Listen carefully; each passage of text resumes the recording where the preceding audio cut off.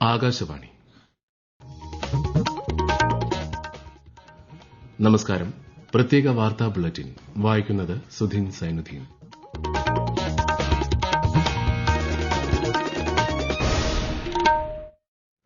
പ്രധാന വാർത്തകൾ.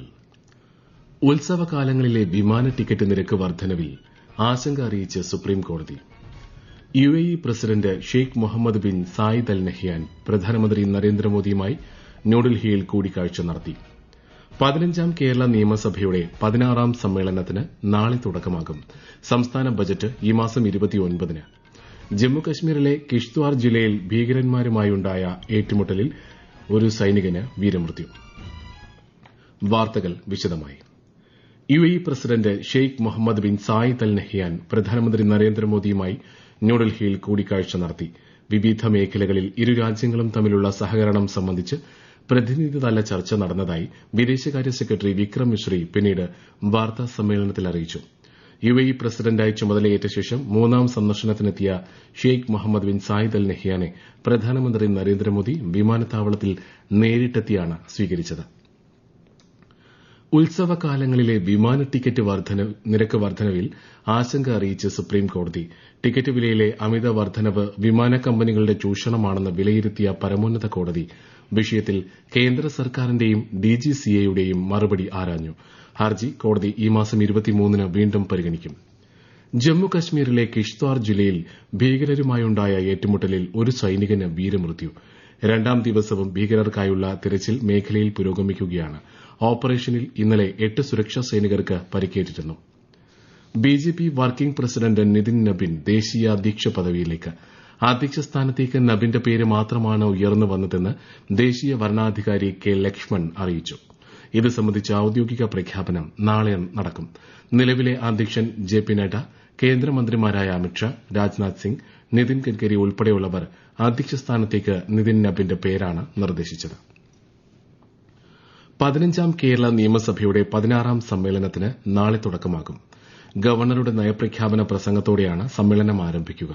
മാർച്ച് 26 വരെ 32 ദിവസം സഭ സമ്മേളിക്കും. ഈ മാസം 29-ന് ധനമന്ത്രി KN ബാലഗോപാൽ സംസ്ഥാന ബജറ്റ് അവതരിപ്പിക്കും.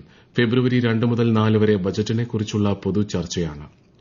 സംസ്ഥാനത്ത് തീവ്ര വോട്ടർ പട്ടിക പരിഷ്കരണവുമായി ബന്ധപ്പെട്ട കരട് വോട്ടർ പട്ടികയിലുള്ള പേരുകൾ നീക്കം ചെയ്യാനായി 5528 അപേക്ഷകൾ ഇതുവരെ ലഭിച്ചു. കൂടുതൽ വിവരങ്ങളുമായി ആകാശവാണി ലേഖകൻ സ്മിതി M. പള്ളുരുത്തി.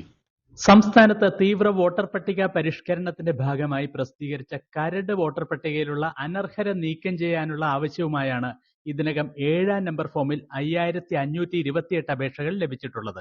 അതേസമയം കരട് പട്ടികയിലില്ലാത്ത 5,64,810 പേരാണ് പേര് ചേർക്കാനായി അപേക്ഷിച്ചിട്ടുള്ളത്. ഇതിൽ 84,631 പേർ വിദേശത്ത് താമസിക്കുന്നവരും മറ്റു രാജ്യങ്ങളുടെ പൌരത്വം നേടിയിട്ടില്ലാത്തവരുമായ ഇന്ത്യക്കാരാണ്. ഫോം 6A-യിലാണ് ഇവർ അപേക്ഷകൾ സമർപ്പിച്ചിട്ടുള്ളത്. പൊതുജനങ്ങൾക്കുള്ള സേവനങ്ങൾ സുഗമവും സുതാര്യവുമാക്കാൻ തദ്ദേശ സ്വയംഭരണ വകുപ്പ് ഒരുക്കിയ AI കോൾ സെന്റർ മന്ത്രി MP രാജേഷ് നാളെ തിരുവനന്തപുരത്ത് ഉദ്ഘാടനം ചെയ്യും. സ്മാർട്ടി എന്ന പേരിലാണ് AI അധിഷ്ഠിതമായ വെർച്വൽ അസിസ്റ്റന്റിനെ അവതരിപ്പിക്കുന്നത്. എല്ലാ ദിവസവും മുഴുവൻ സമയവും വിവരം ലഭ്യമാക്കുന്ന സംവിധാനമാണ് ഒരുക്കിയിരിക്കുന്നത്. ഇന്ത്യയിലെ ഏറ്റവും പ്രധാനപ്പെട്ട ഭിന്നശേഷി സൌഹൃദ സംസ്ഥാനമാക്കി കേരളത്തെ മാറ്റുകയാണ് സർക്കാരിന്റെ ലക്ഷ്യമെന്ന് മന്ത്രി R. ബിന്ദു. തിരുവനന്തപുരം ടാഗോർ തിയേറ്ററിൽ ഭിന്നശേഷി സർഗോത്സവം ഉദ്ഘാടനം ചെയ്യുകയായിരുന്നു മന്ത്രി. ഭിന്നശേഷി സമൂഹത്തെ ശാക്തീകരിക്കുകയും അവരെ പൊതുസമൂഹത്തിന്റെ മുഖ്യധാരയിലേക്ക് കൊണ്ടുവരിക എന്നതും സർക്കാരിന്റെ ഉത്തരവാദിത്തമാണെന്നും ശ്രീമതി R. ബിന്ദു പറഞ്ഞു.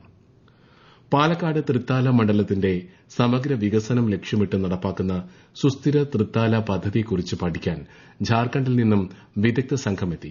പദ്ധതി മാതൃകാപരമാണെന്ന് അറിയിച്ച സംഘം മണ്ഡലത്തിലെ ഭൂഗർഭ ജലവിതാനത്തിൽ വരുത്തിയ വർധനവ് ശ്രദ്ധേയമാണെന്ന് വിലയിരുത്തി. പദ്ധതി നടത്തിപ്പിനെക്കുറിച്ചും വകുപ്പ് സംയോജനം സംബന്ധിച്ചും സംഘം മന്ത്രി MP രാജേഷുമായി ആശയവിനിമയം നടത്തി.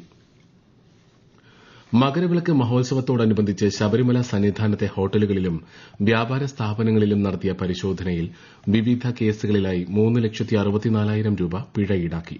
അമിത വില ഈടാക്കൽ, തൂക്കത്തിൽ കുറച്ച് വിൽപ്പന തുടങ്ങിയ വിവിധ നിയമലംഘനങ്ങൾ നടത്തിയ സ്ഥാപനങ്ങളിൽ നിന്നാണ് പിഴ ഈടാക്കിയത്. പ്രധാനമന്ത്രി നരേന്ദ്രമോദി ആകാശവാണിയിലൂടെ ജനങ്ങളുമായി ആശയങ്ങൾ പങ്കുവയ്ക്കുന്ന പ്രതിമാസ റേഡിയോ പ്രഭാഷണ പരിപാടി മൻ കി ബാത് ഈ മാസം 25-ന് മൻ കി ബാത്തിലേക്കുള്ള ആശയങ്ങളും അഭിപ്രായങ്ങളും മൈജിഒവി, നമോ ആപ്പ് എന്നിവയിലൂടെയോ 1800117800 എന്ന ടോൾ ഫ്രീ നമ്പറിലോ ഈ മാസം 23 വരെ അറിയിക്കാം. ഈ വാർത്തകൾ ആകാശവാണിയിൽ നിന്ന്.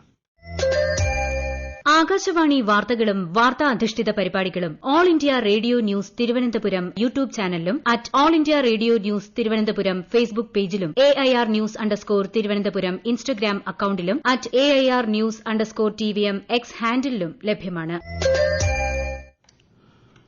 വനിതാ പ്രീമിയർ ലീഗ് ക്രിക്കറ്റിൽ ഗുജറാത്ത് ജയന്റ്സിനെതിരെ റോയൽ ചലഞ്ചേഴ്സ് ബംഗളൂരു ബാറ്റ് ചെയ്യുന്നു. ഒടുവിൽ റിപ്പോർട്ട് ലഭിക്കുമ്പോൾ ബംഗളൂരു 3 വിക്കറ്റ് നഷ്ടത്തിൽ 113 റൺ എടുത്തിട്ടുണ്ട്.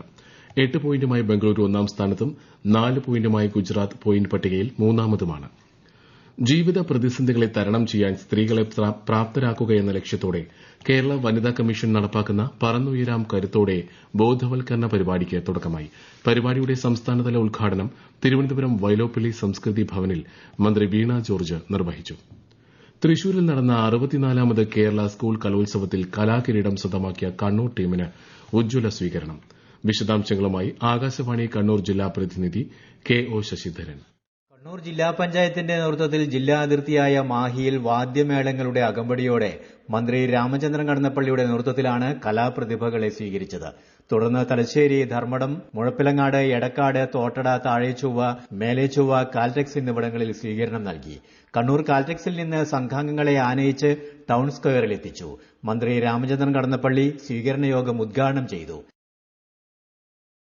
KPCCയുടെ പ്രിയദർശിനി പുരസ്കാരം ഡോക്ടർ M ലീലാവതിക്ക് രാഹുൽ ഗാന്ധി MP സമ്മാനിച്ചു. ശ്രീമതി ലീലാവതിയുടെ വീട്ടിലെത്തിയാണ് അദ്ദേഹം പുരസ്കാരം സമ്മാനിച്ചത്. M ലീലാവതി രാജ്യത്തിന്റെ അഭിമാനമാണെന്ന് അദ്ദേഹം പറഞ്ഞു.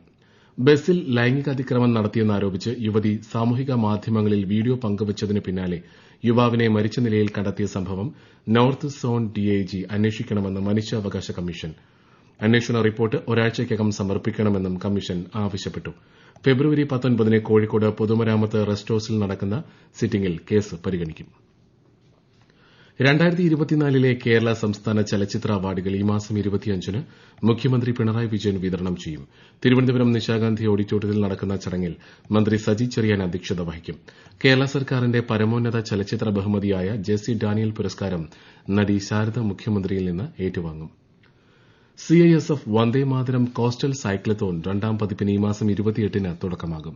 ന്യൂഡൽഹിയിലെ മേജർ ധ്യാൻചന്ദ് നാഷണൽ സ്റ്റേഡിയത്തിൽ കേന്ദ്ര ആഭ്യന്തര സഹമന്ത്രി നിത്യാനന്ദ് റായ് വെർച്വലായി ഫ്ളാഗ് ഓഫ് ചെയ്യും. അടുത്ത മാസം 22 കൊച്ചിയിൽ സമാപിക്കുന്ന സൈക്ലത്തോണിൽ 65 വനിതകൾ ഉൾപ്പെടെ 130 CISF ഉദ്യോഗസ്ഥർ പങ്കെടുക്കും. ഇതിൽ 10 സൈക്ലിസ്റ്റുകൾ കേരളത്തിൽ നിന്നുള്ളവരാണ്. തലശ്ശേരി സ്വദേശിയായ വനിതാ ഡോക്ടറിൽ നിന്ന് ഡിജിറ്റൽ അറസ്റ്റ് ഭീഷണി മുഴക്കി 10.5 ലക്ഷം രൂപ തട്ടിയെടുത്ത കേസിലെ മുഖ്യപ്രതി പിടിയിൽ. പഞ്ചാബ് ലുധിയാന സ്വദേശിയായ ജീവൻ റാം ആണ് കണ്ണൂർ സിറ്റി സൈബർ പോലീസിന്റെ പിടിയിലായത്. കഴിഞ്ഞ നവംബർ 30 കേസിനാസ്പദമായ സംഭവം. സംസ്ഥാന സർക്കാരിന്റെ ഓൺലൈൻ ഓട്ടോ ടാക്സി സർവീസായ കേരള സവാരി തൃശൂർ ജില്ലയിൽ പ്രവർത്തനം ആരംഭിച്ചു. രാജ്യത്ത് ആദ്യമായി സർക്കാർ ഉടമസ്ഥതയിൽ നടപ്പാക്കിയ ഓൺലൈൻ ഓട്ടോ ടാക്സി പദ്ധതിയിൽ സർക്കാർ അംഗീകൃത നിരക്കുകളാണ് ഈടാക്കുന്നത്. സന്തോഷ് ട്രോഫി ഫുട്ബോൾ ഫൈനൽ റൌണ്ടിനായി കേരള ടീം ഇന്ന് അസമിലേക്ക് പുറപ്പെടും. പഞ്ചാബിനെതിരെ ഈ മാസം 22 കേരളത്തിന്റെ ആദ്യ മത്സരം. ഡിസംബറിൽ ആരംഭിച്ച് കണ്ണൂരിലും വയനാട്ടിലുമായി നടന്ന പരിശീലന ക്യാമ്പിൽ മികവ് തെളിയിച്ച 22 പേരാണ് അന്തിമ ടീമിലുള്ളത്. നടപ്പ് സാമ്പത്തിക വർഷം ഇന്ത്യയുടെ വളർച്ചാ നിരക്ക് 7.3% അന്താരാഷ്ട്ര നാണയനിധി.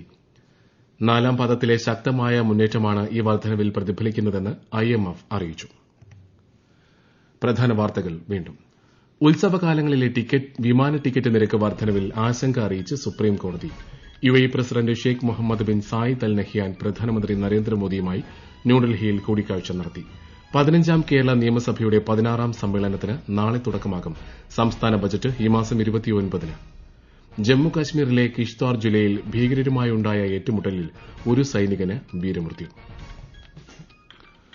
പ്രത്യേക വാർത്താ ബുള്ളറ്റിൻ കഴിഞ്ഞു. അടുത്ത വാർത്താ പ്രക്ഷേപണം നാളെ രാവിലെ 6:45.